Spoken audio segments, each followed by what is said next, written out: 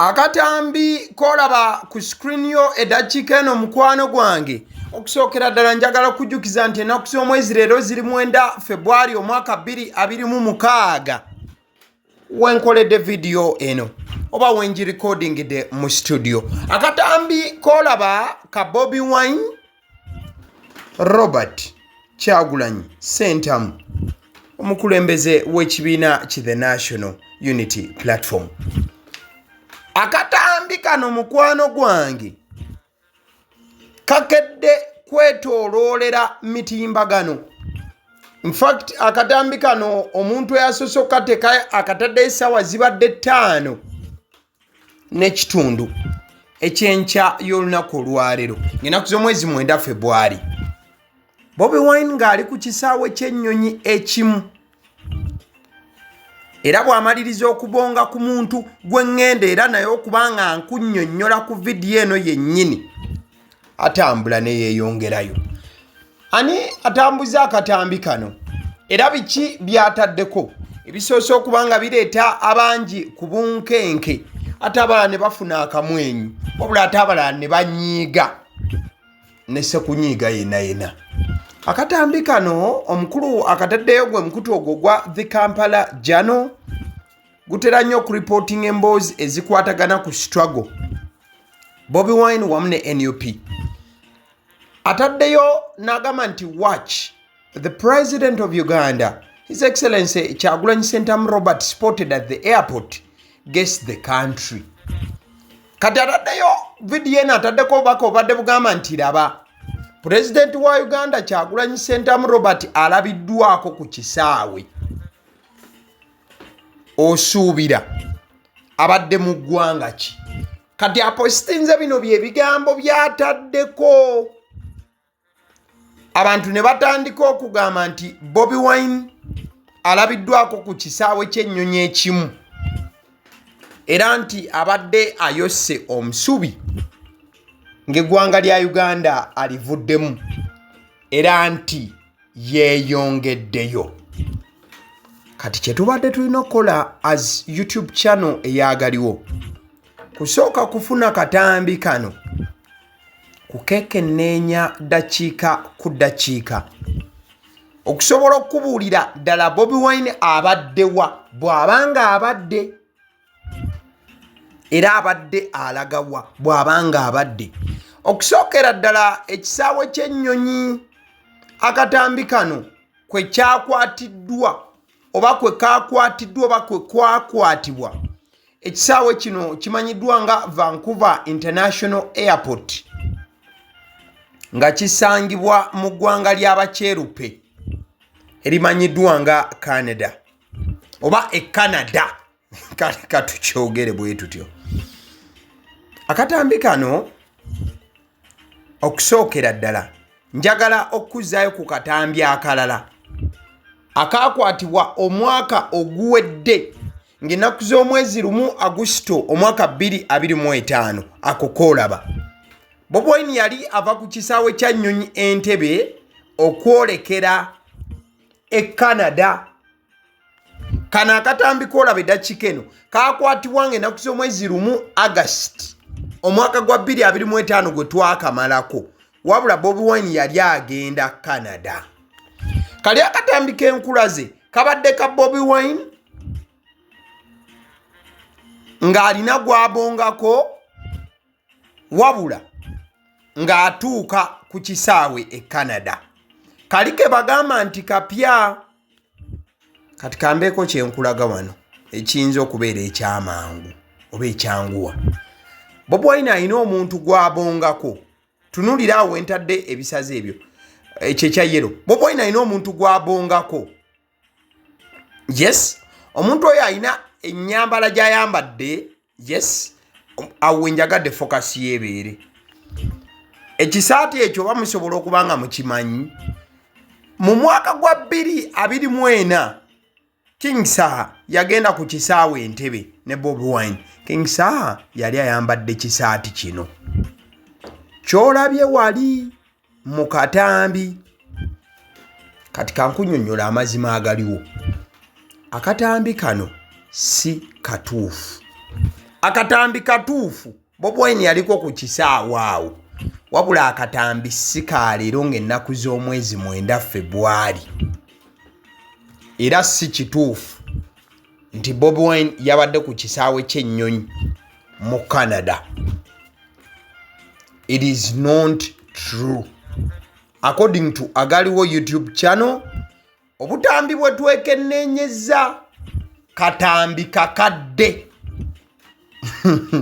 I repeat, that is an old video of Robert Kyagulanyi Ssentamu Bobi Wine. Sikafu nti si yeye oba kugamba nti kakoleddwa AI nedda. Akatambi sika AI. Akalimu ye Bobi Wine. Wabula sikatambi ka leero ti Bobi Wine yabadde ku kisaawe ky'Ennyonyi e Canada. It is not true. Unless otherwise. Kale katuveeyo twolekere eri police ya Uganda. Omwogezi wa police omukulu SCP ekitiibwa ekyo kansuubire nkyanjula bulungi. Omukulu Kituuma Rusoke avuddeyo n'ayongera okukinoganya era n'akisimbako essira eky'ensonga y'okubeera nga bano wamu n'ebitongole ebyenjawulo ebya security bikyagumbye wa Bobi Wine. Balabika si baakuvaawo kati maka ga Bobi Wine nti polisi mukyaliyo eri mu makage. Tulina deployments around amakage kubanga tuyina interests nga security n'okulaba nti tewabaawo obumenyi bw'amateeka obubalukawo nga businziira okuva ewuwe. Definitely you've heard it from the horse's mouth. That is the police spokesperson Kituuma Rusoke saying that police officers are continuing to occupy the residence of the National Unity Platform's home, Bobi Wine, and this is happening. Remember, they started occupying the residence, I think that was January 15th, and still they are citing national security reasons. But definitely for an unspecified period of time. SCP Rusoke adds that Kyagulanyi has not committed any offense, but the police would invite him to record a statement in case the need arises. But ekugamba mukwano gwange nti omwogezi wa police omukulu Kituuma Rusoke bwato wayongedde okubanga akinoganya nti baakusigala nga bali mu maka ga Kyagulanyi obanga bongera okuteekawo obukumi n'okwetooloolawo. Ojja kujjukira bano bajjawo kuviira ddala ng'ennaku z'omwezi 15 akalulu nga kagenda maaso. Bagamba nti bakikola olw'ensonga basuubira nti Kyagulanyi yandivaako obutabanka oba obuzibu okuva ku sayidi ye. Wabula ekiseera kye bagenda okumalawo ekyo tekinnaba kubanga kyogerebwako. Wabula omukulu agamba nti Bobi Wine talina musango gwonna gwe yaakoze, naye ate nti Bobi Wine waliba alina kyonna kyakoze bajja kumuyita akole statement. Njagadde kuzzaayo ku katambi ke twatandise nako n'okwongera okukakasa nti police yeekulaze nti Bobi Wine temuyinaako ki bozibu. Ebwe tuba nga tuvuddeyo mukwano gwange ku screen kyolaba kyekyo era kyekituufu. Wakati ku kifaananyi kino waliwo ekigambo ekiwandiikiddwa wakati ekigamba nti the Uganda Gazette. I want to confirm and tell you guys that the 2026 presidential results have officially been gazetted. Yes, in the Uganda Gazette. After the leaders from the opposition talk about NUP, talk about other NUP, not NUP, talk about other opposition parties have not filed anything like a petition to challenge the results, leave alone one Kasibante Robert. Ebyavudde mwabitegedde. Badde njagala okutegeeza mukwano gwange nti akalulu ka 2026 ebyakavaamu mu butongole bimaze okubeera nga biteekebwa mu kitabo oba yakankitwale ng'ekitabo oba eggulire eryo ery'eggwanga erimanyiddwa nga the Uganda Gazette. Kasita bakuteeka mu Uganda Gazette ekintu kiba kifuuse official. Kati kifuuse official nti President Museveni ye yawangula akalulu k'omwaka 2026. Era ekyo kati kyateereddwa mu gazeti y'eggwanga. Kiba kitegeeza ki? Nti kati President Museveni alinda kulayira kwokka. Ojja kujjukira nti yakwata ekyokubiri Robert Kyagulanyi Ssentamu Bobi Wine ye teyafayiringa petition yonna. Kabibe bine bino ebirala okujjako Robert Kasibante. Kakitegeeza President Museveni ali mu ssanyu ery'ekika ekya waggulu. Since he was announced the winner, he awaits swearing in come May 2026. Ojja kujjukira waliwo omusango gubadde gwa Robert Kasibante owa NPP naye ate ye yavuddeyo n'agamba I'm getting out of this sibiddamu bino. So I will tell you that the 2026 presidential results have finally been gazetted. Kati tulinde bulinzi. President Museveni alayire mu May. Though Robert Kasibante yavuddeyo n'agamba nti tajja kulayira. Ebyo bya Robert Kasibante. Uganda.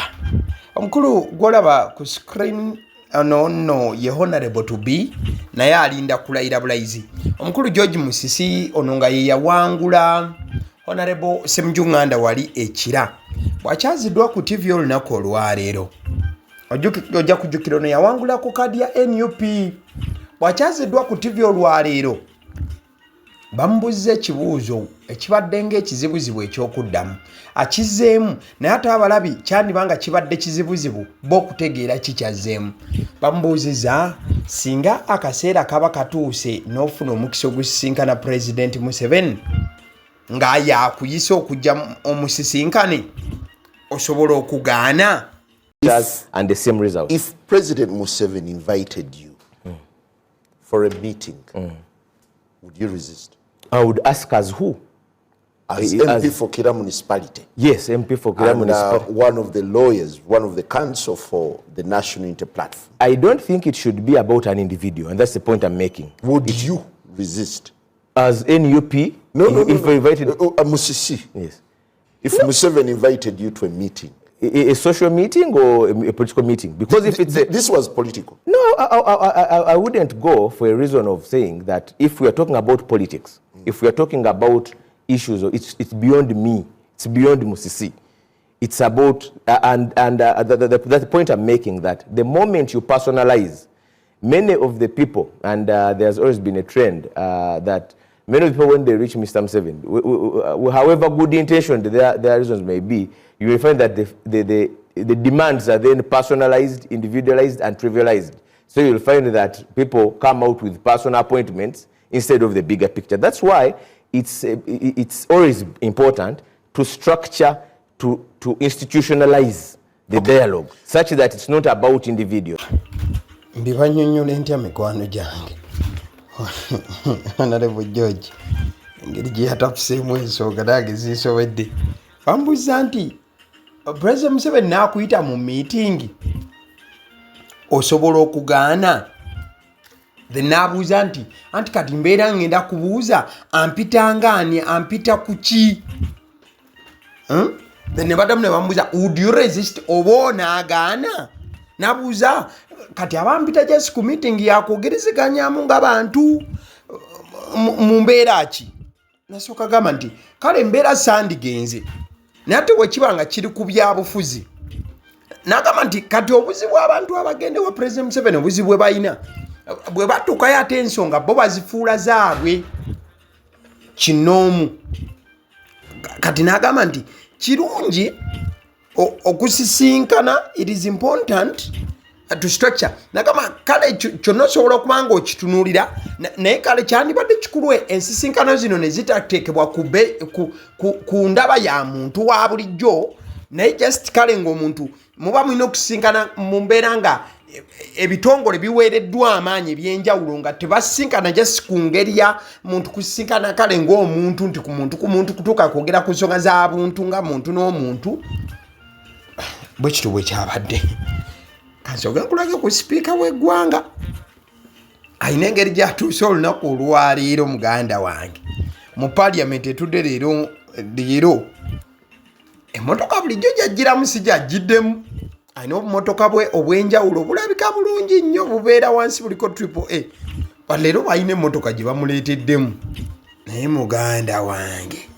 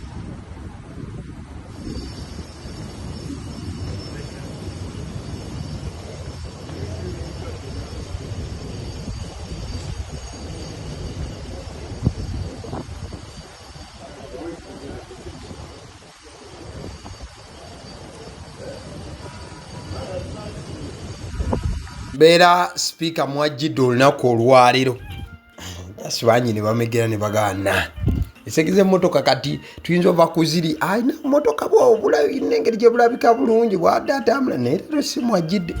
Kale katuveeyo sooke tugende kabenje kano akahapeninze tebyabadde birungi n'akamu. Mityana Mubende Kyakatebe wano luguudo naye lubi nnyo bakole oluguudo balumale. Oluguudo balumale lugenda kututtira abantu. Motoka taxi yonna yiino taxi yonna yiiyo abantu baweddemu bonna bafudde bonna bafudde. It is very sad what happened in Kyakatebe yesterday. A link bus with registration number UBE 535H that was traveling from Fort Portal to Kampala collided with a taxi that was heading to Fort Portal at Kyakatebe along the Mityana Mubende Road. According to onlookers, as they call them, most of the passengers died on spot, while the occupants of the bus miraculously, while the occupants of the bus survived. So embeera eyabaddewo mukwano gwange olunaku olw'eggulo nga Sande waliwo akabenje akabadde akabye nnyo. Kigambibwa nti abantu 6 n'okusoba okwabadde n'abayizi 2 bafiiriddewo mbulaga. Kabenje kabaddewo ssaawa zaabadde nga 12 n'eddakiika 4. Kyakatebe awo ekyalo bakiyita Kyakatebe Kasanda. Kilomita zino zibanga 3 okuva ku kabuga k'Emityana. Wabula abagenze n'ebisago nabo babadde bangi ddala.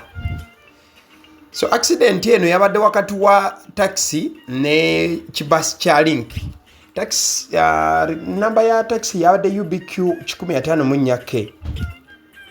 Ate ya link yabadde UBE 535H. Emyoyo gy'abagenzi tusaba Mukama agiramuze kisa kitalo nnyo kitalo nnyo nnyini ddala. Kale nzikiriza nkutegeeze ku bannaffe aba Honeybites bagamba nti bo omulimu gwe bakola gwa kukolera byakulya eby'abaana abadda ku masomero. Bwe tugamba abaana abadda ku masomero saabo bokka abadda ku masomero wabula n'ababeera ewaka balina package ey'ebyokulya eby'abaana mu line efaananako bwetyo. Gwe bakubire bukubizo bagambe njagala package y'ebyokulya by'abaana abali ku masomero oba abaana abalya ebyokulya. Balina ebyokulya yogera ku daddies, yogera ku binyeebwa, amawogola, yogera ku bagiya, yogera ku cupcakes, yogera ku donuts. Osobola okubafuna ku 0709 787508 ate era mukadde ke kamu bw'oba oyagala ku pizza size yonna era namba y'emu. Ate era mukadde ke kamu bakola ne cake eza buli mukolo, babayita aba Honeybites. Njagala n'okutegeeza ku bannaffe aba Alson Painters UG, bano basiizi ba langi era nga balina obukugu mu kusiiga langi era bamanyi ne langi ki egenda ku kizimbe kyo era mu ruumu ki. Tebasobola kuddira langi yandigenze mu kisenge ate ne bagisiiga mu ddiiro ey'omu dining ne bagisiiga mu kinaabiro. Nedda, Alson Painters UG omulimu gw'okusiiga langi bagukugukira ddala. Basiiga ebizimbe okuviira ddala ku ruumu emu paka ku makalina n'amakalina. Gwe bakubire bukubizo bagambe nti Alson Painters UG namaliriza okuzimba ekizimbe kyange. In fact ne bw'oba olina ekizimbe nga kikadde nga olaba langi yaakyo efaanana si bulungi, Alson Painters UG bazze kugonjoola ensonga eno. Bakubire ku 0705 193636 be bannaffe aba Alson Painters UG.